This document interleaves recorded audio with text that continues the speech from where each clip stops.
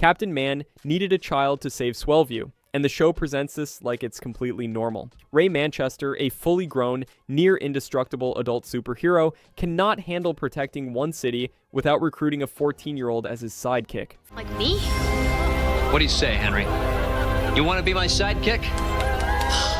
Fans point out that Captain Man has been operating in Swellview for years before Henry shows up, and by his own admission, things weren't going great. The theory says the moment Ray puts a cape on a 13-year-old and calls it a job, he's officially admitting that one indestructible man with years of experience isn't enough to handle Swellview's crime problem. Supporters highlight how Henry frequently handles situations Ray either caused, escalated, or walked into without a plan. The absurd part is that Ray never seems embarrassed about this. He found a kid working at a junk store and decided this was the solution. No training academy, no adult partner, a child. And then the city got safer. Which raises the obvious question of what exactly Captain Man was doing before Henry arrived. Kid Danger was child labor in a cape. Henry Hart works a physically dangerous job, keeps it secret from his parents, receives inconsistent compensation, and has no legal protections of any kind because the job officially doesn't exist. Fans point out Henry misses school events, family moments, and normal teenage experiences on a regular basis because Ray needs backup.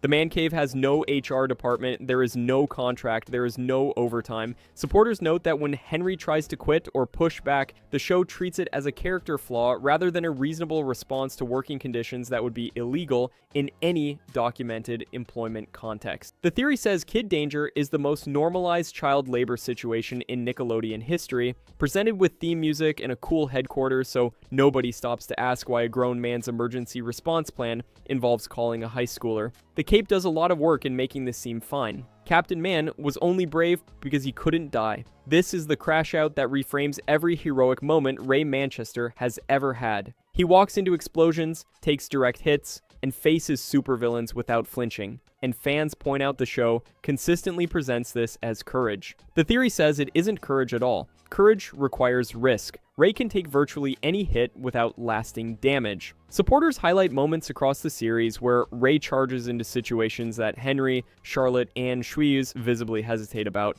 and the show plays it as Ray being the bravest person in the room. But Henry can be hurt. Charlotte can be hurt. Schwoz can definitely be hurt. They're the ones showing actual bravery while Ray Manchester cosplays as fearless using a power he was given by accident as a child. The Crashout version of Captain Man is just a guy who discovered he can't die and decided to make that everyone else's problem. Ray Manchester was Swellview's most dangerous hero, not the most effective, the most dangerous. Fans catalog the Ray-caused disasters across the series, and the list is significant. Villains who showed up specifically because of Ray's history. Situations that escalated because Ray's ego wouldn't let him de-escalate. Technology that got weaponized because Ray thought it would be cool to have. Supporters point out that Swellview's threat level rises consistently around Captain Man's presence, and the city celebrates him anyway because he's indestructible and looks great in the suit. The theory says Ray Manchester is a walking, attractive nuisance, the kind of hero whose existence generates as much crime as it stops because his personality makes him impossible to ignore,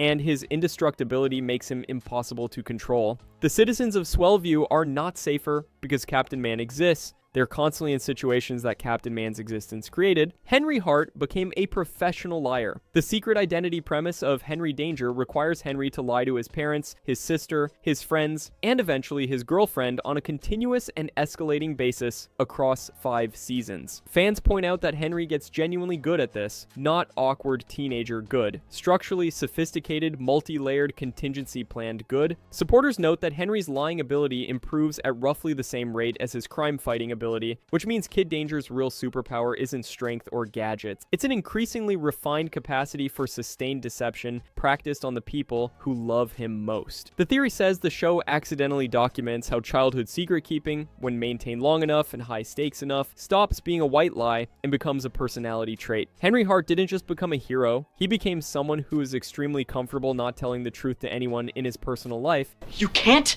tell anyone about this, ever.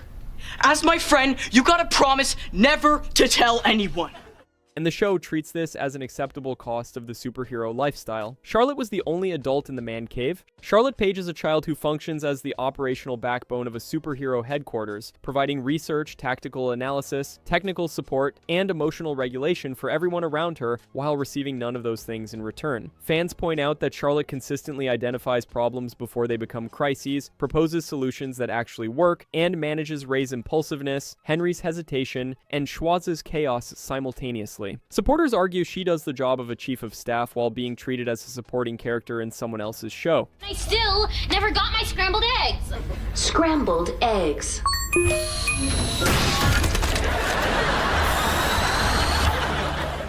The theory says if you remove Charlotte from the man cave and replaced her with nothing, the operation would collapse within 2 episodes. If you removed Captain Man and replaced him with nothing, Charlotte would figure something out by Thursday. The Crashout isn't that Charlotte is underappreciated, it's that the show knows she's the most competent person in the building and decided to make that a background detail rather than the premise. Every fix Schwoz built became the next disaster. Schwoz is presented as a genius inventor whose technology keeps the man cave operational, and fans have spent years cataloging what that technology actually does in practice. The pattern is consistent. Schwoz builds something to solve one problem and it creates 2 more problems before the episode ends. Supporters point out the show treats this as Schwoz being quirky rather than Schwoz being a liability. The theory says Schwoz's inventions are technically impressive and practically catastrophic, which would make him unemployable anywhere except a superhero operation run by a man who cannot be hurt by the consequences. The absurd implication is that the man cave's technological infrastructure is essentially a collection of time bombs in various stages of detonation, maintained by someone whose quality control process is apparently it worked in the lab once. Swellview's heroes are protected by equipment built by a man whose definition of success is that the explosion happened later than expected. Piper Hart was the alarm system everyone ignored. Piper is treated across the series as the annoying younger sister whose instincts and observations are background noise, and fans point out her track record is actually better than the show gives her credit for. She notices things, she reacts to things, she pushes on situations that the adults and supposed heroes in her life dismiss as unimportant. Supporters highlight multiple episodes where Piper's pestering, her poking around, her refusal to drop something, accidentally surfaces information that turns out to matter. The theory says Piper Hart's character function in the show is to demonstrate what genuine curiosity looks like when nobody is taking it seriously. She's the alarm going off in a building where everyone has learned to sleep through it. The Crashout is that the most instinctively suspicious person in Swellview is a child who wants to be famous, and nobody ever thought to channel that energy into something useful until it was inconvenient not to. Swellview worshipped the wrong heroes.